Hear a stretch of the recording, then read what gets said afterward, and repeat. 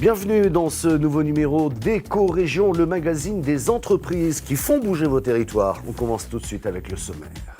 Et cette semaine, nous verrons comment, dans les Yvelines, une entreprise est passée en quelques années de 5 à 700 salariés aujourd'hui, uniquement sur son savoir-faire, c'est-à-dire certifier toutes les innovations. Des poissons bretons dans les cantines des lycées bretons, c'est à découvrir avec le reportage de TBO. La marque Cassegrain booste Bonduel dans l'Aube. Canal 32 nous en dira plus. Dans la Meuse, de nouvelles solutions pour l'hébergement des seniors. C'est original et c'est à découvrir. Et nous commençons cette émission par une rencontre, celle de Mathieu Cognier, fondateur d'Emitech dans les Yvelines, plus précisément à Montigny, le Bretonneux, créé en 1989 avec seulement 5 collaborateurs. Emitech s'est spécialisé dans les essais techniques et la certification. Autrement dit, il teste toutes les innovations avant de les certifier. Pour son fondateur, le succès d'Emitech repose avant tout sur les femmes et les hommes qui composent l'entreprise. Ils étaient 5 au départ, n'oubliez pas, ils sont 700 aujourd'hui. Un reportage de TV78. Comme je le dis souvent, un escalier, il faut le monter marche à marche, sinon on peut se casser la gueule.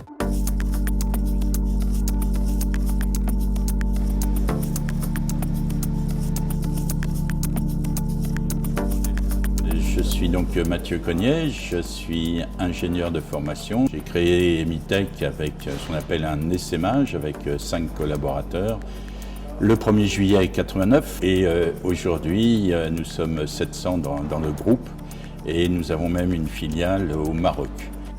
On teste des produits innovants, des produits qui ne sont pas encore mis sur le marché pour vérifier qu'ils correspondent à des normes, à des directives ou à des spécifications techniques.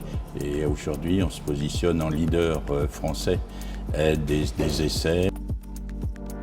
Nous sommes ici dans une cage de Faraday, qu'on appelle cage de Faraday à brassage de mode. C'est Emitech qui, il y a une vingtaine d'années, a introduit cette technologie en France.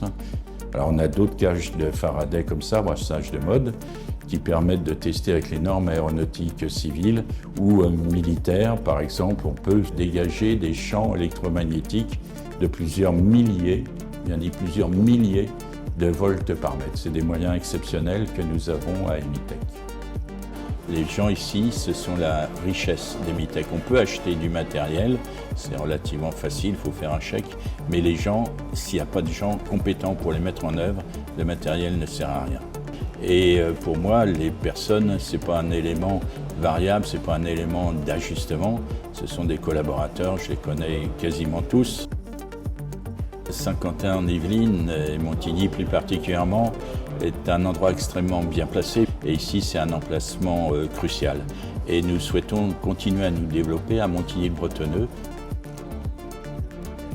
Au début d'Emitech en 1989, nous prévoyons à l'époque de se projeter avec 3 millions de francs de l'époque, c'est-à-dire grosso modo 500 000 euros comme objectif. Et aujourd'hui, on n'est pas loin de 75 millions d'euros. C'était inimaginable il y a 36 ans.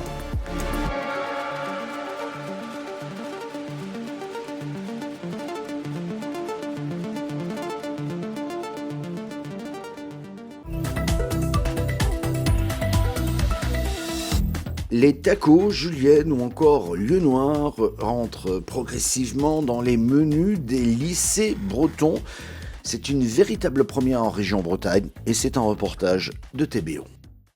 Les tacos, juliennes ou encore lieu noir rentrent progressivement dans les menus des lycées bretons. En un an, c'est 15% de poissons local en plus dans cet établissement quimpérois. Une première étape pour la région Bretagne. L'objectif, c'est d'aller à 70% de poissons frais issus de nos côtes, dont 30% labellisés Breizhmer. Ça nous permettra d'avancer. Et pour vous donner un ordre d'idée, aujourd'hui, 70% des produits qu'on consomme en France proviennent de poissons offshore, de poissons lointains. Et dans nos lycées, on est plutôt à 80-85%.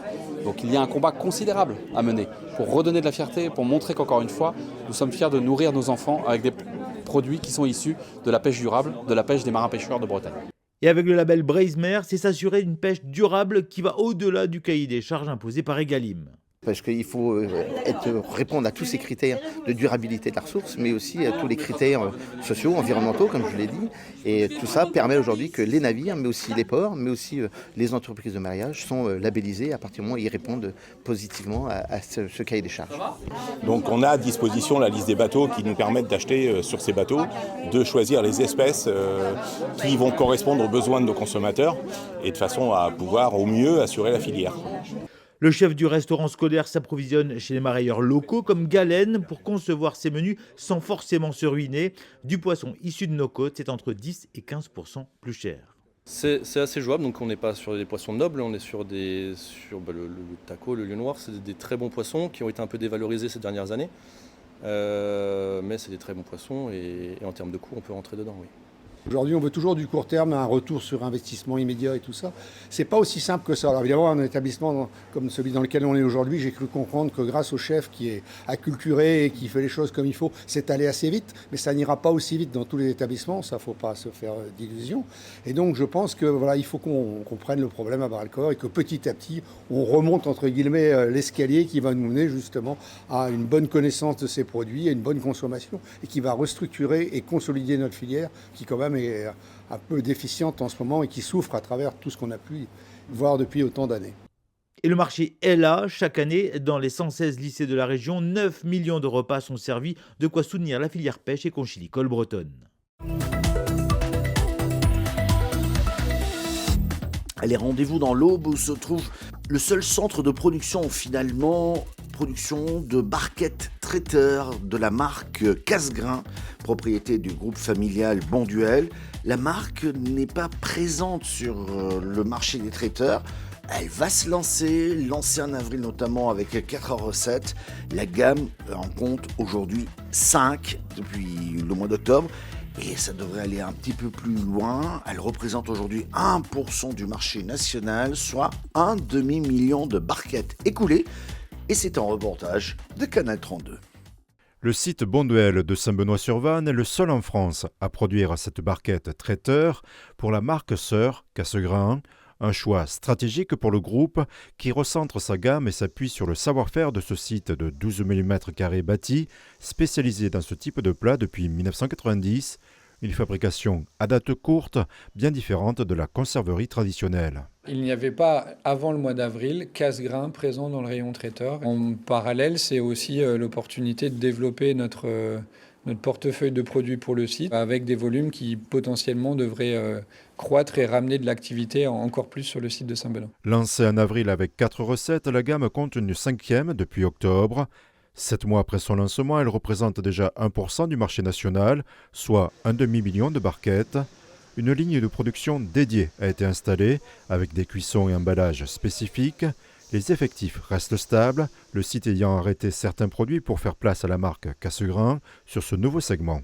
Le site de Saint-Benoît est plutôt un site d'entrée dans tout ce qui est innovation, par sa taille, par sa flexibilité. C'est un savoir-faire sur le site et donc ça s'imposait de lui-même. Et ces plats-là sont élaborés différemment. Bien sûr que ça peut avoir une incidence, et on le souhaite la plus belle possible, c'est-à-dire avec du développement de volume, de gamme, qui pourrait rapporter une activité supplémentaire pour le site. Pour le président de la Chambre de commerce et d'industrie, ces investissements sont un signal positif pour l'économie locale. C'est rassurant, oui, parce que quand une entreprise investit ou maintient son outil de travail en très bonnes conditions, ce qui est le cas ici, eh bien c'est rassurant pour l'avenir. C'est la pérennité de l'entreprise sur le territoire. En raison de l'humidité et du maintien de la chaîne du froid, le site réalise chaque année des investissements constants pour son entretien. D'autres projets visent à réduire les manipulations et à supprimer totalement les plastiques fossiles vierges d'ici 2030. On était sur du 12 grammes avant et on baisse encore les épaisseurs de plastique présents pour réduire cette utilisation-là. Là, on est dans des projets, des études pour voir de quelle manière on pourrait remplacer à terme le plastique utilisé pour les barquettes. Dans nos actions, en vue de réduire tout ce qui est problématique ergonomique, on a un projet d'alimentation des produits surgelés en automatique. Il permet de supprimer 1000 tonnes par an de port de charge, qui est phénoménal. Et donc, c'est une vraie volonté d'aller vers ce type d'investissement. Le site Aubois commercialise près de 14 000 tonnes par an. Soumis à la saisonnalité des ventes, il emploie entre 130 et 200 salariés l'été et recrute chaque printemps 60 à 70 renforts saisonniers.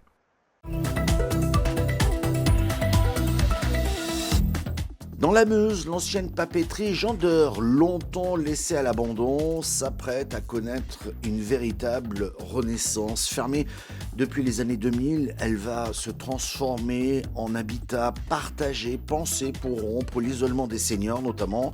Un projet innovant soutenu par la région Grand Est qui mise sur ces nouveaux espaces de vie pour renforcer la cohésion en zone rurale notamment. Un reportage de Puissance Télévisions. Cette friche s'apprête à avoir une nouvelle vie.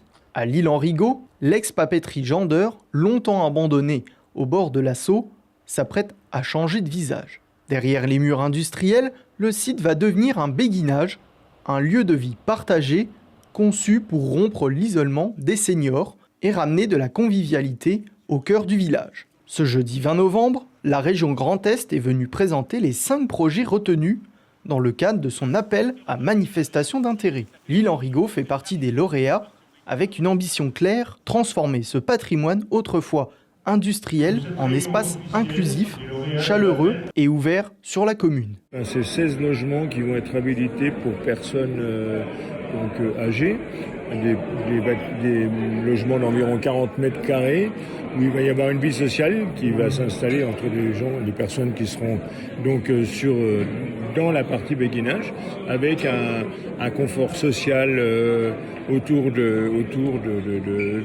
ces personnes qui habitent là, par des animateurs, des associations, par des choses qui peuvent se passer pour divertir les gens, pour les aider, et puis naturellement la proximité de la maison de santé. Pensés comme des lieux intergénérationnels, les sites proposent des logements adaptés, des espaces partagés et surtout un cadre de vie qui favorise l'entraide. Une manière de redonner vie à des bâtiments tout en soutenant la dynamique locale.